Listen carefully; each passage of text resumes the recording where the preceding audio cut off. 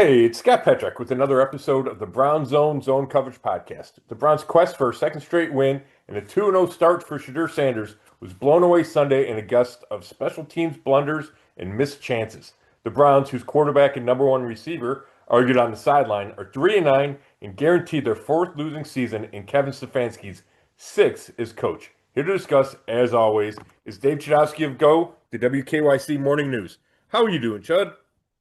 Oh my gosh. I mean, can the season just end already? And not only that, are we dealing with the Browns and then another rough season. But Scott, it's December 2nd. I mean, we're in for a long winter, man.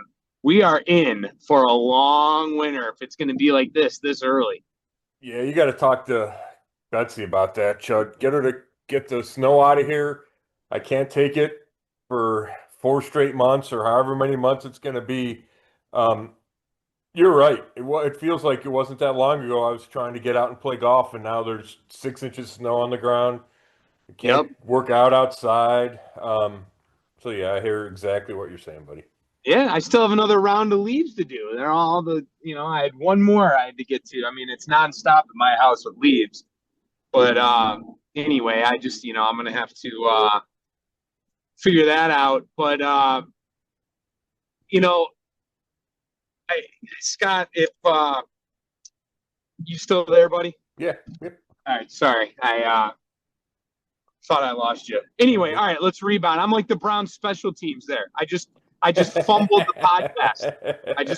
podcast. My bad. Fumble, muff, whatever. Yeah, whatever you say. But what you bring up Betsy, but see, in the mornings I'm with Matt Wentz, and Matt has already told me it's going to be a long winter. Right. So I can just assure you that we're in for a lot. I trust what Matt says, and it's going to be a long one. But anyway, it's funny you brought up, and the first thing I was going to say to you was 3-9 record guaranteed another losing season. But I didn't really think about that. 6 seasons, so 4 losing seasons, and then 2 coach of the years. Is that right? That's exactly right. 2 playoffs, and in those playoff seasons, a coach of the year. And you can take that a couple different ways, right? You can take it as it's twice as many losing seasons. You can take it as, hey, this team hadn't been to the playoffs twice, and he's the guy to take you there. And the other couple losing seasons were close. I think it was 7-9 one year. I'd have to double check it all. But then the last 2 are what's in everybody's mind, and it was 3-14, and now it's 3-9. So, I get it. I get why people are frustrated. It's not good, Chud. You don't want to clinch that losing season at this point.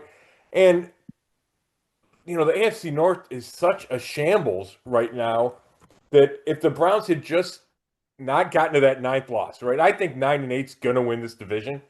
And because it's 6-6, the Steelers are 6-6, the Ravens are 6-6, the Bengals are 4-8. If the Browns had been 4-8, or if we're 4-8 right now, you could still talk about it at least. Whatever, if everything goes right, if they win out, they could get to 9-8. Because I do think 9-8 is going to win this division. But at 3-9, it's another losing record and another missed playoff trip, even though they haven't been mathematically eliminated yet. Yeah, well, I mean, it's like saying though you have a nice car, but there's no wheels on it. You tires. You're not going to drive anywhere.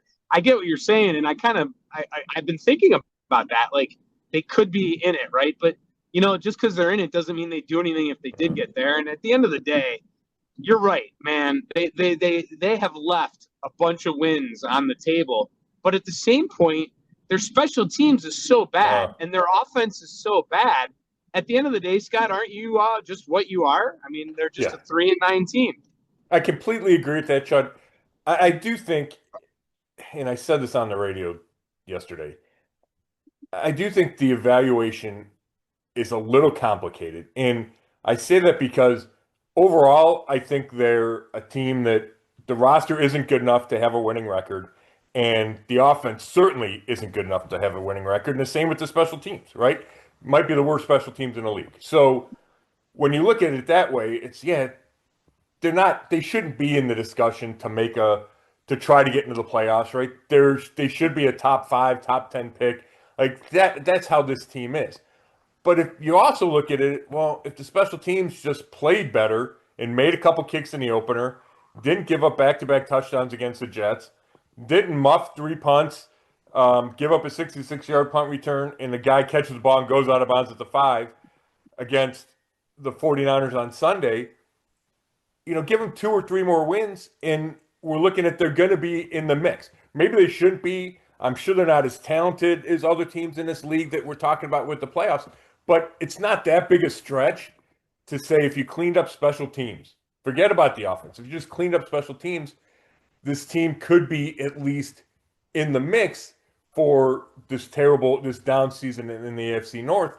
And I don't think that means the roster's any better. I just think it means you maximized, probably as a coaching staff, maximize what this team could do. You took a great defense and you figured out a way to win games. And the best teams and the best coaches do that, right? They figure out a way to get as many wins as possible. And the Browns haven't done that. They haven't come close to maximizing the winning chances, even though overall, I think you'd say, yeah, the roster's not good enough to be, 6-6 right now.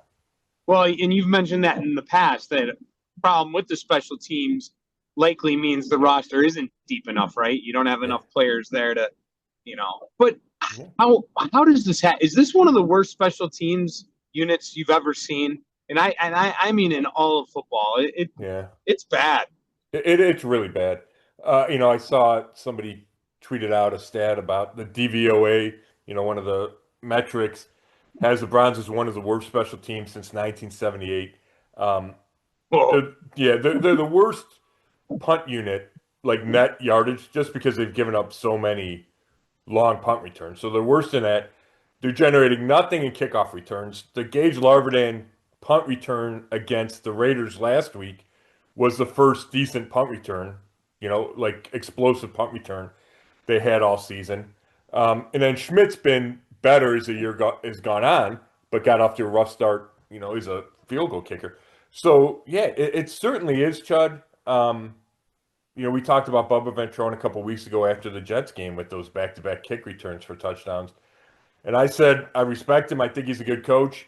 I don't know how he survives this year. Obviously, it doesn't look like we're going to have any kind of change now with 5 games left. But it would be tough. I think if you're the Browns, it's tough to bring him back. If Kevin Stefanski comes back, I think it'd be tough to bring Bubba back, even though, I don't pin everything on him. It's just you look at the guy in charge of it, and, at some point, he's going to get the blame. I do think that it is the young roster that he's been given. You look at, Gage Larverdin, who had the 2 muffs and a punt fumble against the 49ers. He's an undrafted rookie. I thought Donovan McMillan was one of the guys on the 66-yard punt return by Sky Moore in the first quarter that set up the 49ers' first touchdown. I thought he was one of the guys that should have brought down Moore early on that punt return. I thought he got out of his lane, and he's an undrafted rookie. So, you're asking, so it's tough for Bubba, but when the same issues keep happening over and over during the season, you do have to look at the coach for whatever percentage of blame you want to put on him. At some point, you do have to look at the coach. Man, no question. Do you look at this game? I started thinking about it, and we'll get to the prediction time later. I was wrong on this one. Fell for the trap, which I try not to let happen, but it did. I felt like, I gave my reasons last week of why. But in the first half, I felt like, all right, they're showing me some signs of why I thought that. And minus the punt return, that they allowed to happen, the first half went pretty well. But then the second half, just a complete disaster. And it's almost like a microcosm, this game, kind of like their season, going back to what we just talked about. There's times where you feel like they can compete and they gave games away that they should have won. But then there's other times, Scott, where you just look at the team and you think, man, they're just awful. That's kind of this game was a microcosm of that. Did you feel that at all? I did. I did, Chud. And my biggest takeaway was the story Sunday was the story of the season. And that's special teams were so bad and they had missed chances.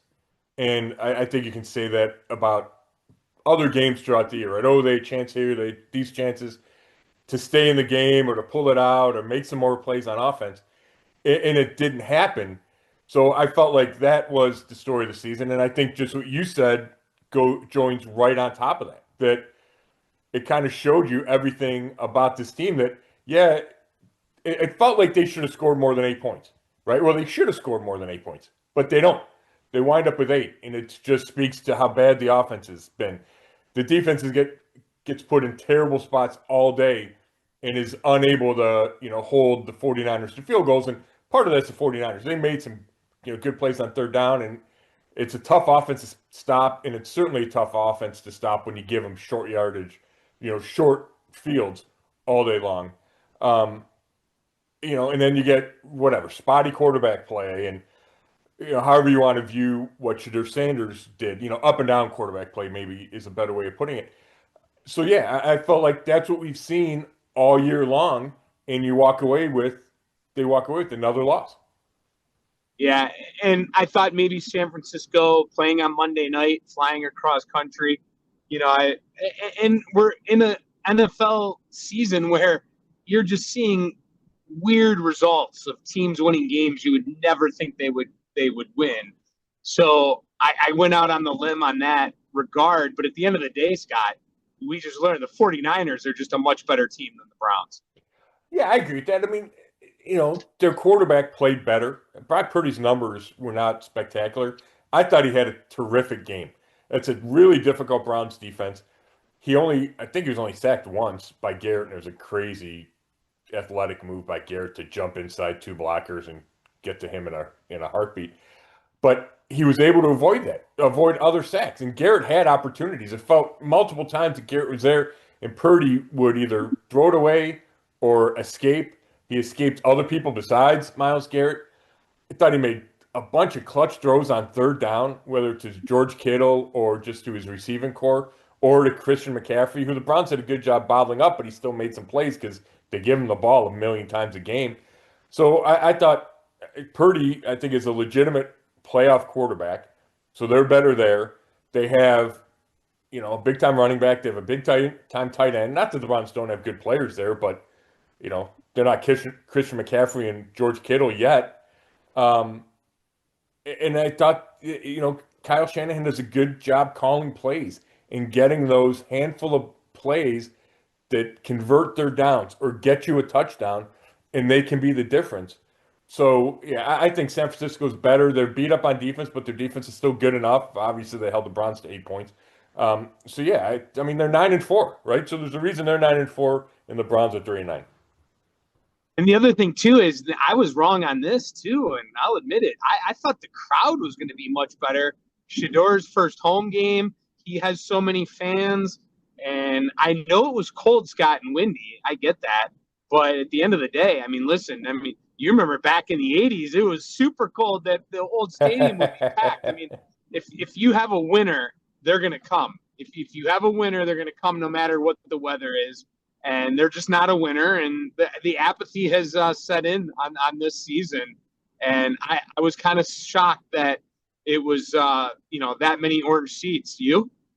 Yeah, I was, and I thought the Shedeur factor would be more significant in drawing fans, and I thought the holiday weekend might be. I think those were overruled by the weather, right? It's 20 degrees, the wind chill's 8 or whatever it was, the wind's howling. The forecast called for some kind of precipitation, even though it really wound up not doing a lot there. And I think it's weather, and at the time 3-8, and I think that whatever that's where this fan base tends to be right now. There's certainly still interest, and people get fired up and argue and whatever, but the excitement level is not there, even with Shedeur Sanders, for it to be a full stadium when the weather's so bad and the record's so bad. Yeah. All right, let's get into Shedeur. What'd you think of his performance and where we're at with him? Yeah, I think he deserves another start, and he's going to get number 3 against the Titans on Sunday. And I would think he'd either have to get hurt or play really poorly for a stretch for him not to finish the season as a starter. Just makes too much sense. You're trying to get a better look at him. So nothing that he did Sunday against the Niners said, oh, he shouldn't get another start. The numbers were mediocre again. I'm gonna look him up just to verify. I think he was 11 for 20 for 147. Um, we mentioned the 8 points. I thought he was composed back there. Yeah, 11 for, I'm sorry, six, that was the other game. It's 16 for 25, 149, one touchdown, no interceptions. He did take 3 sacks, which I thought was a step back. I think we talked last week about how he'd done a better job not drifting back and not taking the sacks. And he reverted a little bit. There's one at the end of the first half that I thought he should have gotten the ball out of his hands. He had guys in the flat. If they catch it, pick up 5 or 6 yards, they can kick a field goal or at least try a field goal. And instead, he takes a 13-yard sack and you have to punt. And this is, I think it was a 7-0 game at the time. So that's a big play to take potential points off the board. So I thought he was fine, Chud. I thought there were missed opportunities. I just got done rewatching the All 22, and I felt like there were some chances for him with guys open, and he didn't see him or didn't trust it to pull the trigger. And you have to have some aggression as a quarterback. You have to trust what you see and trust your guys, and give them a chance to make plays. And I think he wasn't great in that area. And the initial third down where he misses Judy on that deep ball, and he just overthrows him. Judy's open down the middle behind everybody, and Sanders overthrows him. I mean, that's a missed opportunity, right? You could get on the board, you could get the crowd fired up. Missed throws happen, especially when it's that windy. He had the wind behind him. I get that he overthrew him, but he also had Judy early on an in cut. I was texting with Lance Reisland from Cleveland.com about this the last couple of days. He has him on an in cut, and he doesn't see it or doesn't throw it, and like he could have a completion there instead of waiting and then trying to throw and connect on a really deep ball, right? So I thought there were multiple instances of that. And again, it's a second start. It's a second week working with the first team. There's going to be hiccups. There's going to be issues. It's going to be a little bit of a roller coaster. So I think it's natural, but that's where he needs to get better. He needs to get better eliminating those negative sacks, and I think seeing the field better and making some of those completions, because then the offense would look better. I'm assuming you want me to ask you about Judy and Sanders on the sideline, I'm guessing. Well, I think that's something we should talk about, Chud. Yeah, I don't think it's the end of the world. And I don't think it's that unusual to see guys have disagreements. But when it gets caught on camera and it's your, starting quarterback who's obviously a popular figure, and it's your number one receiver who's having a really disappointing year personally and from a team perspective, then I think it carries more juice. And I think it deserves more attention. And I'm sure we're going to talk to those guys about it this week and see what they have to say about it. I mean, Shedeur has talked about trying to get on the same page with Judy and the rest of the receiving corps. And obviously, that's just an example of how they aren't. What really stood out is, I guess the tenor of the discussion, right? It was pretty heated. And then eventually Ethan Posick had to get in the middle and, dispersed. But you can read Judy's lips and he says, that's wrong. That's wrong. Like they're looking at the tablet where you assume the play is on there, right? And I think Shedeur's saying, okay, this is the coverage I'm seeing. And Judy says, well, you're wrong. That's not the coverage. And that's why you should have thrown this ball. Like that's what I am inferring from, what their discussion was or their argument was. So they need to be able to see it the same way. And we hear coaches talk about it. We hear players talk about it. Like you have to have the same eyes. You have to see the defense the same way. And obviously they weren't there and they weren't seeing it the same way, even when they're looking at the still photos of it, right? So they have to get that figured out. They need Jerry Jeudy to be more of a factor than he's been pretty much all year. And they need Shedeur Sanders to trust Jerry Jeudy and to get him the ball. What'd you think of Fannin under center there Mm. in their own territory, going for it on fourth down, and that result of that play? Yeah, well, I mean, there's about 16 levels to that, right? I'm okay with the general decision. If you want to fight the other way, that hey, it's an 8-7 or a 10-8 game, and you have a great defense, so just punt and let the defense go play. I'll listen to that argument. I know that the way the NFL has shifted, fourth and inches is not an automatic go for it, but more than 50% of the time, it's a go for it. And, Kevin Stefanski said we're the underdog and we're trying to play with aggression. And I get that. And I respect that. And they've had success on fourth downs. The quarterback sneak is is the most effective. Stefanski said this. It's the most effective play on fourth and inches. Well, that's what they had. They had fourth and inches. You got a bigger body with Fannin. He's played quarterback in high school. He's had the ball in his hands a ton at Bowling Green with the Browns. I don't mind it. Like, I don't mind going with Fannin there. Now, the operation was funky, to put it, to use one word for it, right? Why Teller runs on late. We'll talk about that, how they're rotating the right guard, in this game. But Teller comes on late, so they have an extra lineman. So Jenkins has to declare himself an extra lineman. Then they go unbalanced line. So Batonio's like pulling Jenkins over because now Jenkins is lined up at the left tackle. So it just wasn't a smooth operation. But they're also trying to get to the line, and then they want to go quick. They want to get to the line, snap it, catch the Niners a little bit off guard. Oh my gosh, the tight end's under center, and all he has to do is fall forward. But they just didn't execute that.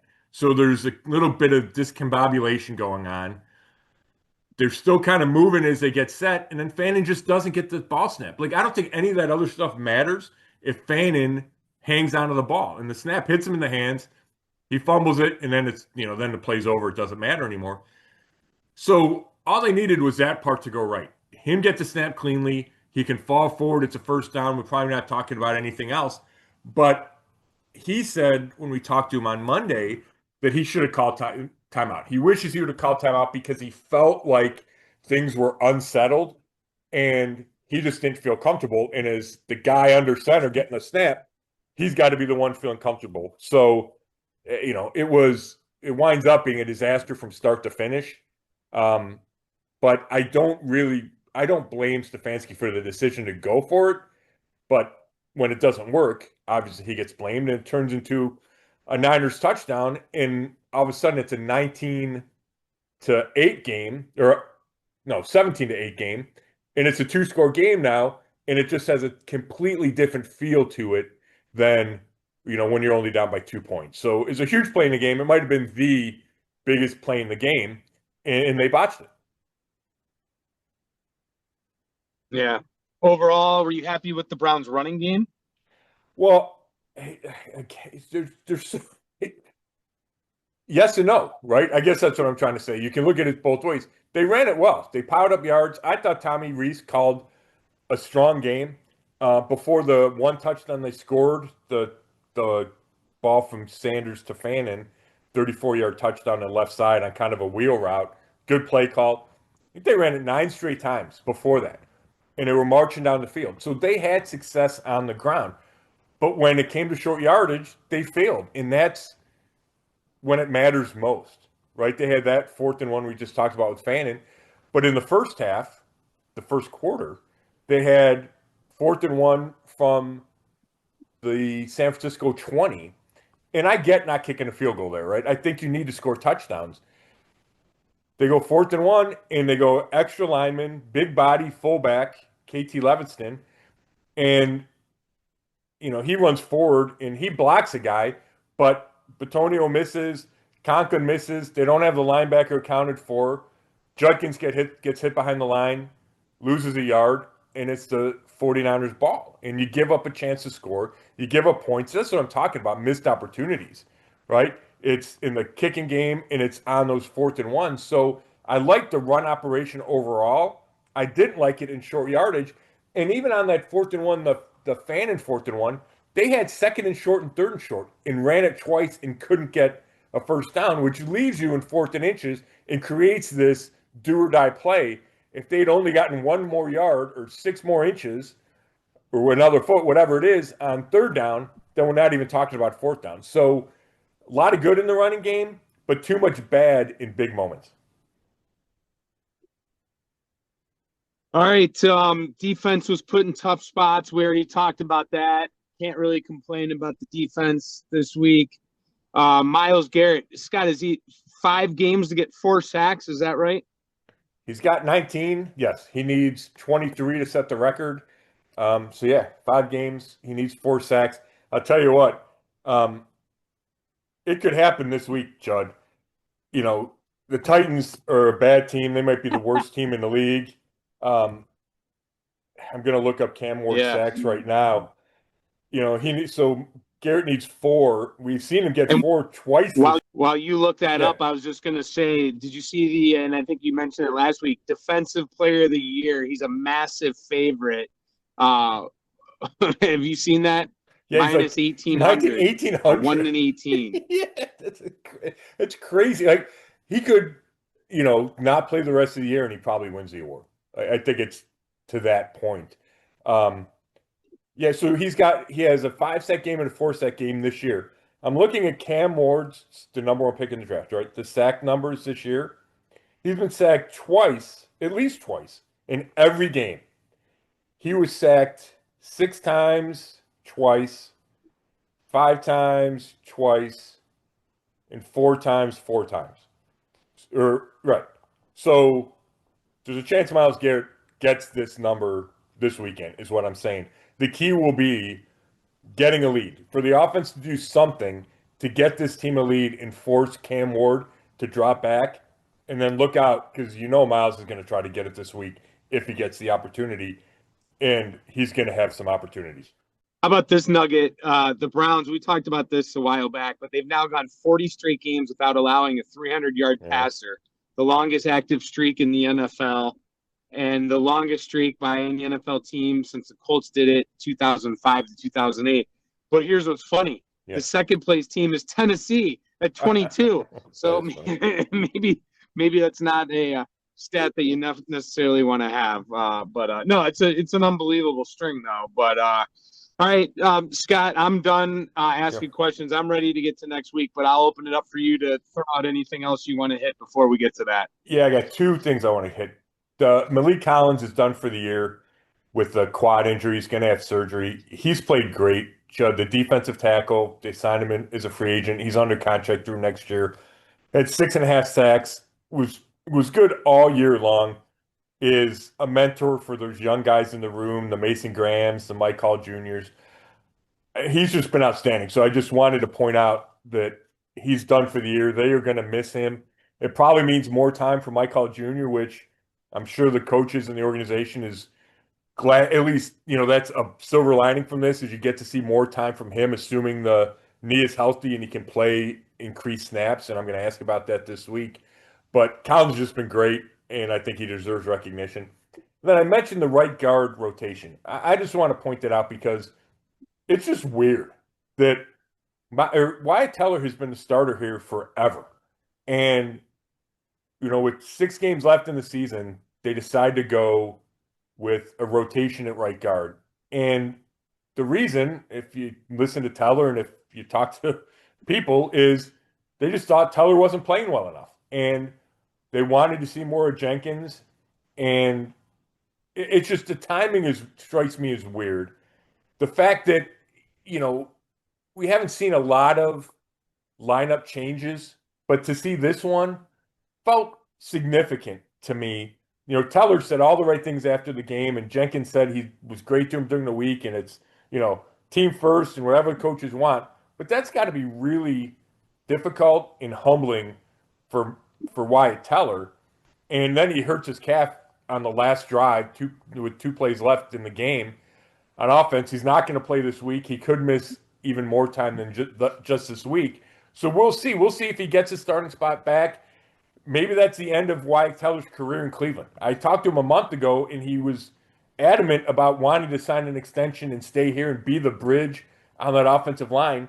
It feels less and less like that's going to happen when, you see him get demoted into this rotation. So I just feel that's worth talking about, worth mentioning, because I do think it. I don't know if it's a weird decision. I get it if you don't think the guy's playing well enough, and I know Wyatt's giving up sacks. It feels like once a game, like, oh man, that's a Wyatt Teller sack. So I'm not saying he's playing great. It just it's just worth noting given his history here. I mean, he's a three-time Pro Bowler with the Browns. So I thought that was interesting. And then it ties into the last thing I want to talk about, just the O-line, Chud. I think we talked about it before. All five guys that have been starting are going to be free agents at the end of this year. And it's not out of the realm of possibility for there to be five new starters next year. We don't know who's going to play quarterback. We don't know anything, but we might not know who's going to be across this offensive line, which is interesting and can be scary. Maybe they bring back Ethan Posick at center, and that's continuity piece. Maybe Joe Bitonio doesn't retire, but I would expect him to retire. So it's just, of all these things that are uncertain heading into 2026, that's got to be near the top of the list.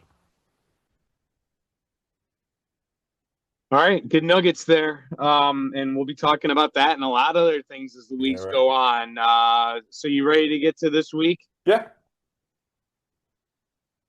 All right. You and me. Browns are 3-9. Titans are Browns are 3-9. Titans are 1-11. Maybe the Raiders or the Titans, one of the two are the worst in the NFL, I think, right? I mean, the Dolphins have gotten better. Yeah. They were bad. The Jets are bad, but I don't think to the level of the Titans and Raiders. Browns are bad, but as we've talked about, I don't think they're do you agree Titans and Raiders the worst too? Yeah, I agree. And I haven't seen a lot of the Titans. It's on my to-do list to watch a couple of their games today. But I would think they're worse. They fired their coach. They got a rookie quarterback who's obviously struggling. I would think the Titans are the worst team in the NFL. Okay. Well, congratulations to you. You nailed it, man. You got the 49ers pick. That's 2 weeks in a row that you've been right and 2 weeks in a row that I've been wrong, and that has shifted the records now. Petrak ahead at 7-5. Chud 6-6. Two losses in a row. I should be banned from making predictions. That's how bad it's been the last 2 weeks. My guys have not quit on their coach. They're playing to the end of the season. That's right. I'm a quitter, but I'm gonna I'll go first. I'm not gonna spend a lot of time on it. You gotta win this game. I mean, they're favored, I think, last I looked, by 3.5. Let's see if that has changed. It's not coming up on my. That's what I had. I don't know if you could see. Yeah, it's 4 now. Showing on. Go to check. Yeah. Browns -4. Over under 34.5. I'll go Browns 18, Titans 10, as the Browns get their 4th win of the year, and maybe their last win of the year. I don't know. We'll see as the year goes on, but. I'll go back to them, even though they let me down. I'll pick them over the Titans. I think the Titans are playing for that number 1 pick. Well, yeah, I mean, this is a big game when you talk about that. Yeah, I was going to say it's a tough one. I don't think it's a tough one, Chud. The Browns should win this game. If they don't, then I would say they've hit rock bottom, and it could mean huge changes are coming. We've talked about it. I think there is a number of games that Stefanski needs to win to keep his job, and I think the Haslam's want him to keep his job, but there is a baseline number that they need to get to.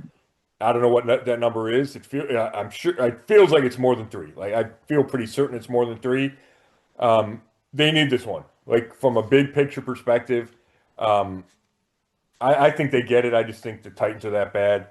I got the Browns 24-6. I know that they don't blow a lot of teams out, but I feel like if they can score early, or maybe the defense scores early, whatever. If they can get up, then the defense can just unleash on the Titans. I don't know if I think I'm ready to predict that Myles Garrett gets the record this weekend, Chud. So I think it all comes. Yeah, I think it all comes together. I think he gets a ton of sacks. It's a celebratory game in that sense. The Browns get a win. And it's a Shedeur Sanders Cam Ward matchup to some degree, right? For a while, we thought they were going to be the 1 and 2 quarterbacks picked in the draft. Obviously, it didn't turn out that way. Ward goes 1, Sanders falls to the 5th round. But I think that's a storyline to watch. So yeah, I'm going 24-6.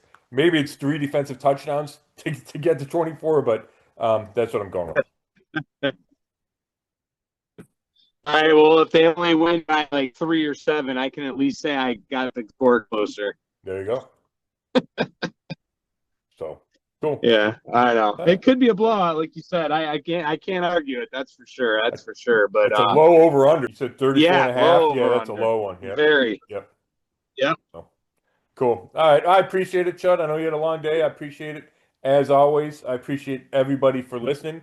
This has been another episode of the Zone Coverage Podcast, and you can read all my work at brownzone.com. Thanks.